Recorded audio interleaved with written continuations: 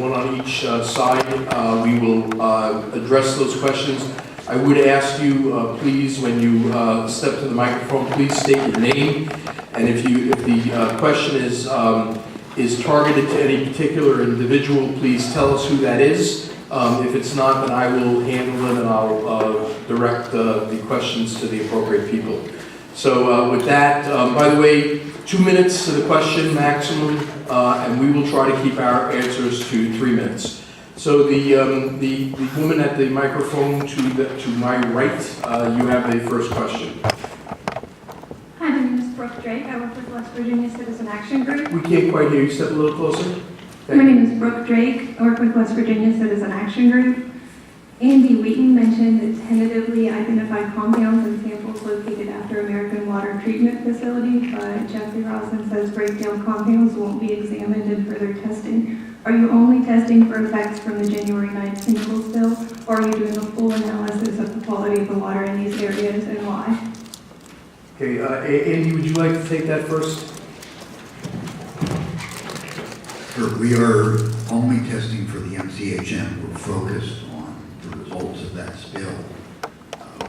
We did look at, right from the start, at whether there were other things like breakdown products.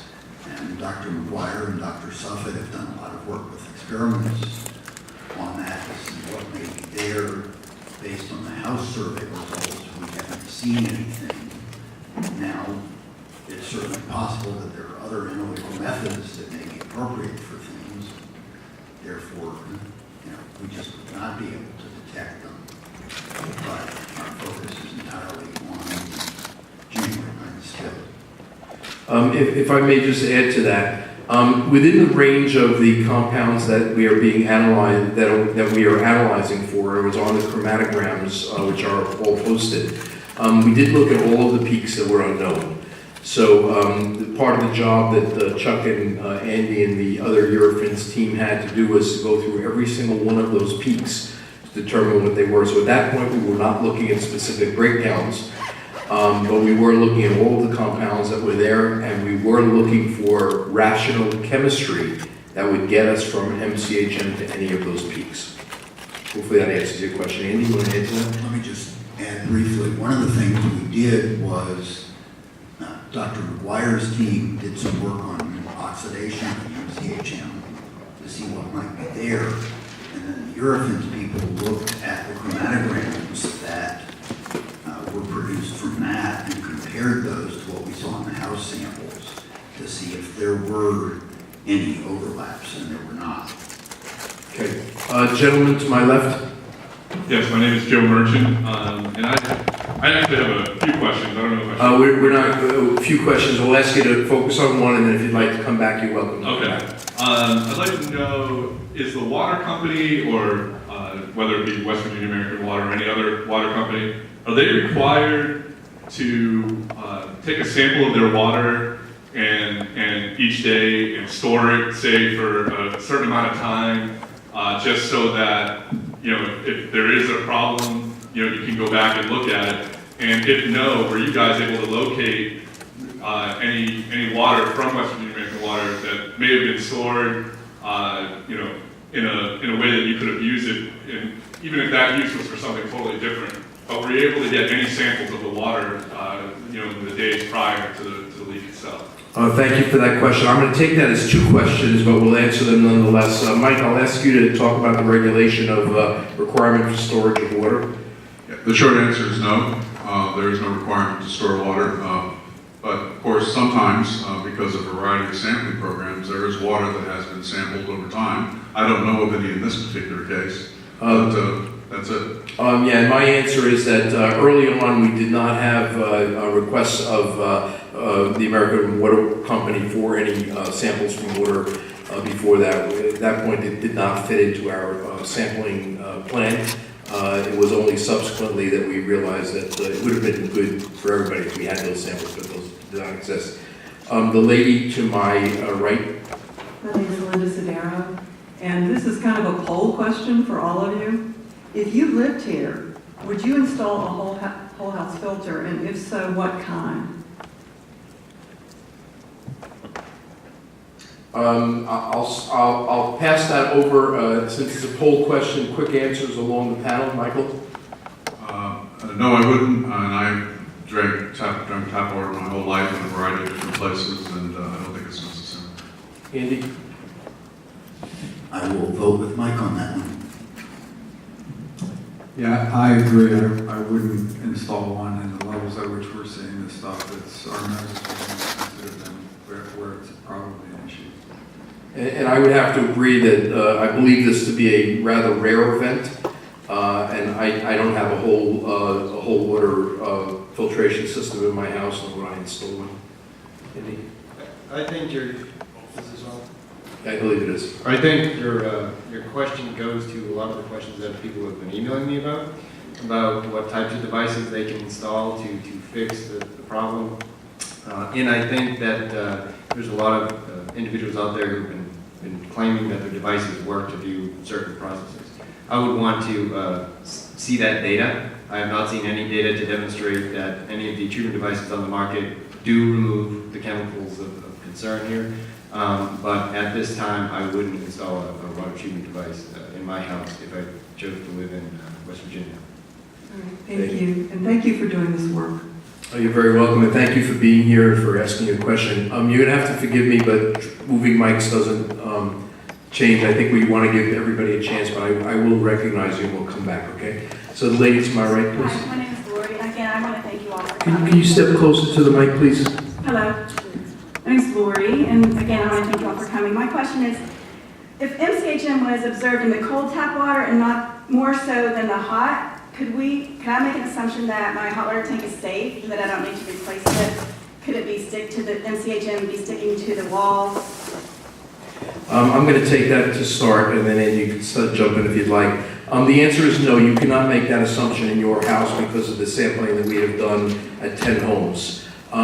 It's also important to note that we did not see very large differences, nor did we see a clear pattern. If we went back and you looked at the data, you will notice that, in fact, there were places where the hot water was higher than the cold water. So I would not reach any conclusions based on your home, based on our sample results. Andy, you want to have anything to add to that? And I would also like to point out that an individual contacted me and they replaced their entire plumbing system after this incident occurred. The odors came back to their house after 2 weeks. And so simply removing the pipes or water heaters may or may not solve the odor problems, and I think it's important to understand where they're coming from exactly. And also remember that we do believe now that there is a low level coming out of the plant. That should be mitigated soon, and that the GAC in the plant is going to be changed. And we're expecting that will reduce the odors dramatically, but until that occurs, there's still water with low levels that you can smell coming out of the water treatment plant. Gentlemen behind, thank you for your question. My name is Jim Hatfield, and I do appreciate the science, hard sciences being applied to this situation. My question is, are there plans, the latest I've heard is that beginning next Tuesday, the water company will start changing out their carbon beds. And I think it's a process, I think I've heard too, that takes 8 weeks or something like that. Anyway, are there plans for you all to obtain samples of the carbon from those beds? And even more to, I'm not familiar myself with the sequence of carbon beds, and I think there's more than one. And if you obtain samples, would you be able to obtain samples in sequence and do some testing and derive some results from that? Thank you very much. That's a really excellent question. Let me take that to start, and then Mike, I'm going to come to you. We have made a request for such samples, and that is pending. We're waiting to hear back from the attorneys from West Virginia American Water.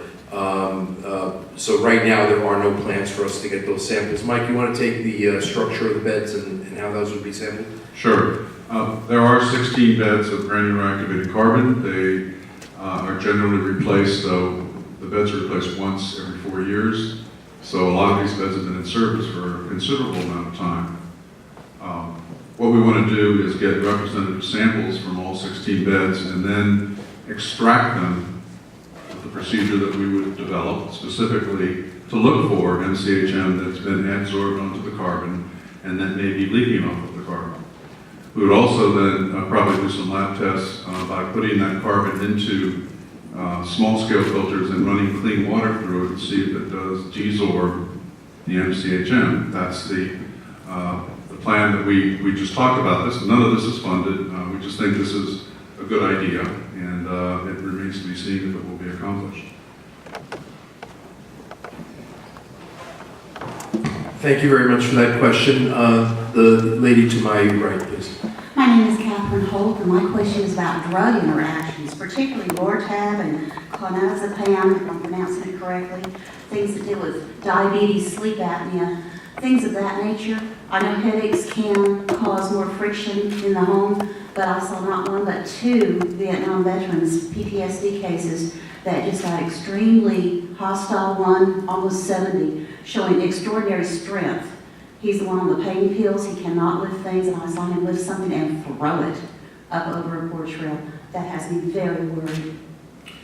I'm going to have to apologize, but I don't know if there's anybody on our panel who has any expertise in pharmacology.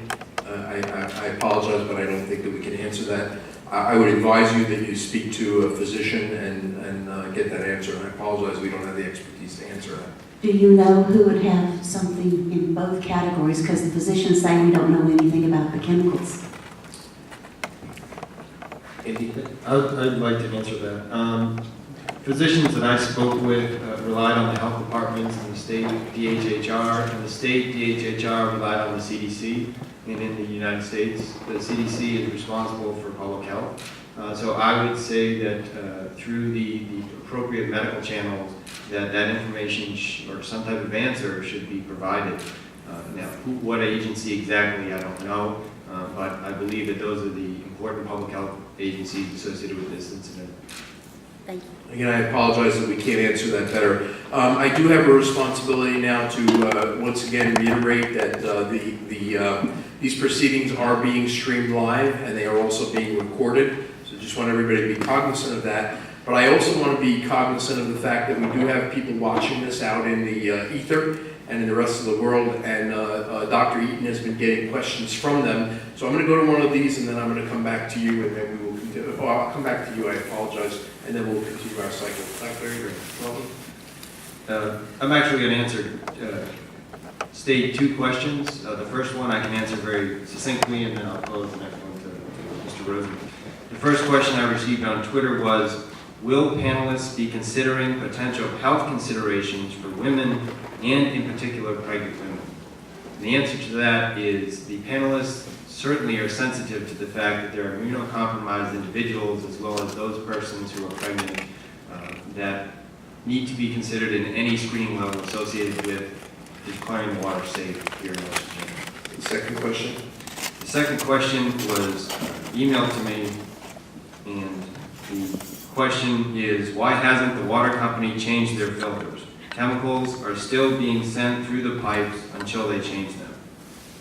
Well, we agree with that observation, and Dr. McGuire, if I might turn to you again, could you describe to people what the process is of switching out radioactivated carbon filters? Certainly.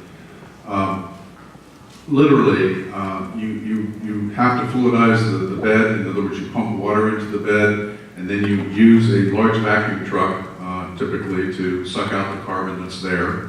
And then you bring in new carbon, whether it's in very large bags, or sometimes it's also brought in as a slurry from a truck. These are pretty large filters, and you just don't make these changes in a couple of hours. It's going to take some time. I think we have an estimate of weeks to months or something like that from the water company. I don't know. I haven't ordered that much carbon ever, but it's going to take some time to do. And they tell us they're going to get started next Tuesday. That's what we've been told. Right. So I hope that answers the question to the person out in the ether that asked that question. And I'm going to turn to the woman to my right. My name is Beth Kearns. What effect does the MCHM have on our plumbing materials, specifically the PVC, galvanized pipe, copper pipe, the joints, the compounds, PVC glue, plumber's putty, hoses, seals, and washers. So we would be looking for leaks. Should we change out the hoses going to our washing machines? Those type of issues. That's a very good question. I'm going to turn to Dr. Welton. He's been doing some work on pipe materials.